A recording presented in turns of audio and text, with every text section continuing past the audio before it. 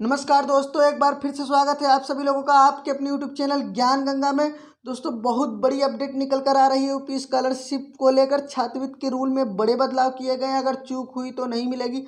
हाँ गाइस, अगर आप जान रहे हैं तो आपको मिलेगी, अगर आप नहीं जान रहे हैं तो आपसे धोखा हो सकता है। तो गाइस, आप लोगों से एक छोटी सी रिक्वेस्ट है, अगर चैनल पर नया है तो प्लीज़ गाइस चैनल को सब्सक्राइब कर लो, बेल आइकन को प्रेस कर लो। बिना टाइम वेस्ट किए हम आपको बताते हैं कि क्या कुछ अपडेट हो रहा है यूपी स्कॉलरशिप के नियम को लेकर। गाइस, आपको बता दें जो लेटेस्ट आज की न्यूज़ है, क्या है लेटेस्ट न्यूज़ है, ये देखिए 21 अगस्त की है। स्कॉलरशिप को लेकर 21 अगस्त 2023 सोमवार की है। अब इसमें क्या कुछ कहा गया हम स्टेप बाय स्टेप आपको समझा रहे हैं, आप समझने की कोशिश कीजिए। जैसे पहला स्टेप क्या है, अगले साल से शुल्क भरपाई के लिए बायोमेट्रिक हाजिरी अनिवार्य।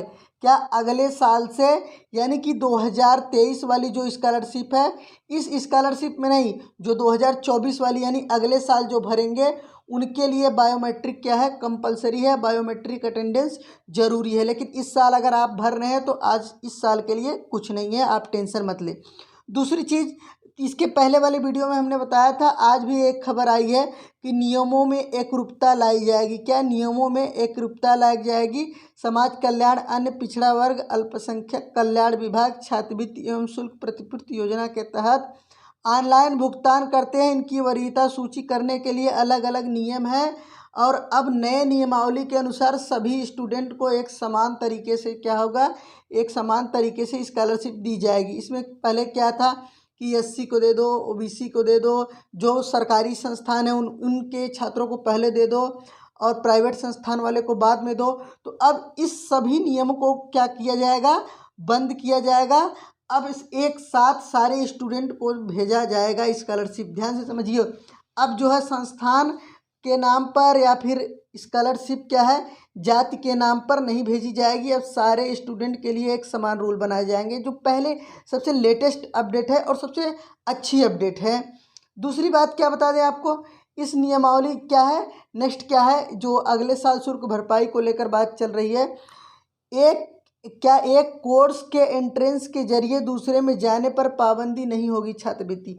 ध्यान से सुनिए, पहले क्या होता था कि स्टूडेंट्स जैसे क्या करते थे, बीएससी कर रहे थे, बीएससी करते हुए एक साल बीएससी के बाद जब नीट की प्रिपरेशन करते थे तो उनका अगर नीट में सिलेक्शन हो जाता था तो उनको जो है बीएससी में जब वो क्या करा लेते थे, अपना रजिस्ट्रेशन करा लेते थे, तो एमबीबीएस वाली स्कॉलरशिप उनको नहीं मिल पाती थी। गाइस, अब ऐसा नहीं होगा। अब क्या है, उनको स्कॉलरशिप मिलेगी। क्या, अगर एक कोर्स छोड़कर दूसरे कोर्स में जा रहे हैं तो उनको स्कॉलरशिप मिलेगी। ध्यान से समझिए, पूरी जो है हम वीडियो में स्टेप बाय स्टेप आपको समझा दे रहे हैं।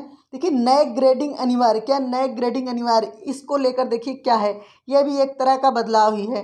देखिए 2025-26 से उन्हीं संस्थान के छात्रों को यह सुविधा मिलेगी जिन्हें जिन्हें नैक समकक्ष संस्थाओं से ग्रेडिंग हासिल किया है।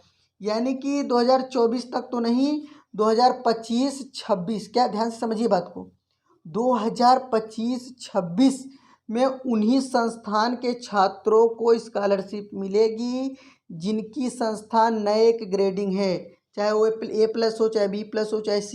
यानी नैक ने क्या किया है, अच्छी ग्रेडिंग दी है, वहीं पर पढ़ने वाले छात्रों को स्कॉलरशिप मिलेगी। गाइस, तो ऐसे में आपको अच्छे कॉलेज में एडमिशन लेना पड़ेगा जो 2025-26 में स्कॉलरशिप का फॉर्म भरेंगे। तो आज से ही जान लें। उसके बाद यहाँ पर कुछ खास और बदलाव दिया गया है। वित्त वर्ष की समाप्ति पर भी देयता खत्म। क्या, वित्त वर्ष की समाप्ति पर भी देयता खत्म।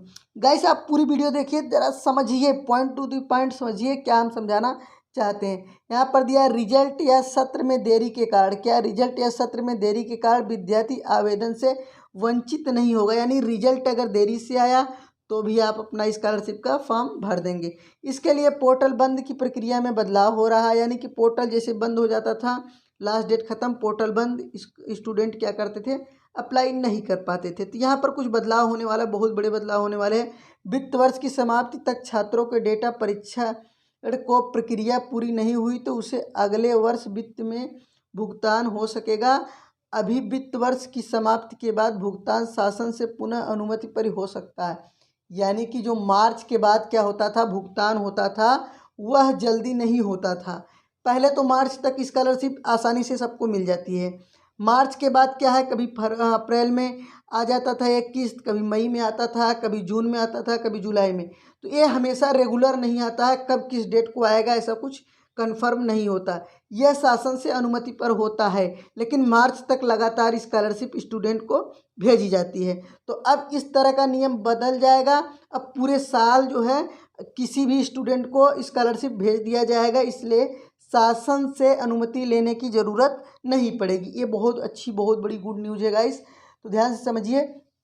उसके बाद क्या है, अब हम इसको पॉइंट टू पॉइंट समझा रहे हैं कि क्या कुछ खबर में यहाँ दिया गया है। तो यहाँ पर ध्यान से देखिए, दिया क्या गया है, अगले साल क्या, अगले साल से छात्रवृत्ति में क्या, अगले साल से छात्रवृत्ति में न्यूनतम 75% क्या, न्यूनतम 75% बायोमेट्रिक हाजिरी जरूरी है। यह नियम इंटरमीडिएट के ऊपर के सभी शिक्षण संस्थानों पर लागू होंगे। यानी कि इंटर तक लागू नहीं होगा, इंटर के बाद लागू होगा, बीएससी में लागू होगा, एमएससी में लागू होगा, बीएड, बी फार्मा, बीटीसी ऐसे कोर्सों में लागू होगा। एक कोर्स को छोड़कर दूसरे कोर्स में प्रवेश किया जाएगा, यानी एंट्रेंस के जरिए आप जा रहे हैं तो छात्रवृत्ति की शुल्क भरपाई बंद नहीं होगी, आपकी जो है स्कॉलरशिप मिलेगी। इसके लिए अगले सप्ताह जारी होने की संभावना है। क्या है, नियमावली जारी होगी अगले सप्ताह। दूसरी चीज़ आपको बता दें, बायोमेट्रिक हाजिरी से केवल वास्तविक छात्र क्या, वास्तविक छात्र योजना का लाभ पाएंगे। ये बात सही है कि जो छात्र कॉलेज जाएंगे वही बायोमेट्रिक अटेंडेंस दे पाएंगे। इससे हर साल 10% बजट बचेगा। ये बात सही है, बहुत बजट बचेगा, क्योंकि जो है जो छात्र नहीं हैं उनको भी स्कॉलरशिप दे दी जाती है स्कॉलरशिप घोटाले में। ऐसे में कोई भी पात्र बजट के अभाव में लाभ से वंचित नहीं रहेगा। हाँ गाइस, अगर इस तरीके से किया जाता है, जिन लोग को बायोमेट्रिक 75% अटेंडेंस है, तो ऐसे में जो पात्र स्टूडेंट हैं उनको स्कॉलरशिप मिलेगी। क्या, उनको स्कॉलरशिप मिलेगी, क्योंकि जो लोग अपात्र हैं वो लोग बायोमेट्रिक अटेंडेंस देने नहीं आएंगे। अभी के नियम में अगर कोई छात्र स्नातक स्तर की पढ़ाई बीच में छोड़कर दूसरे व्यावसायिक पाठ्यक्रम में दाखिला लेता था, तो उसे न्यूनतम 1 साल योजना का लाभ नहीं मिलता था। जैसे कोई पढ़ रहा है, बीएससी बीए कर रहा है, उसके बाद वो क्या करने लगा, पॉलीटेक्निक करने लगा, जैसे व्यावसायिक कोर्स है या आईटीआई करने लगा, तो उसको 1 साल स्कॉलरशिप वहाँ पर नहीं मिलती थी, और उसके बाद उनको बहुत झाम झेलना पड़ता था, और उसके बाद तब तो कैसे उनकी स्कॉलरशिप शुरू होती थी। जैसे उदाहरण के तौर पर बीएससी छात्र ने आईआईटी, एनआईटी या एमबीबीएस में दाखिला लिया, तो उसे छात्रवृत्ति के साथ शुल्क भरपाई की होती रहेगी। यह सर दूसरे पाठ्यक्रम में रहकर वे हो सकेंगे। आपको सीधा हमने बता दिया गाइस कि आपको स्कॉलरशिप अब मिलेगी। हाँ, अगर आपको कभी कहीं कोई प्रॉब्लम हो रही है, आप कोई कोर्स बदल रहे हैं या कुछ भी कर रहे हैं, तो गाइस आप कमेंट करके हमको बता दें, आपके हर कमेंट का हम रिप्लाई करेंगे। तो गाइस वीडियो को लाइक ज़रूर कर दिया करें, बहुत मेहनत से वीडियो बनती है। वीडियो को एक शेयर ज़रूर करें। आज के लिए इतना ही, मिलते हैं नेक्स्ट वीडियो में। चैनल पर पहली बार आए तो गाइस चैनल को सब्सक्राइब जरूर करें, हर एक छोटी बड़ी अपडेट पाने के लिए।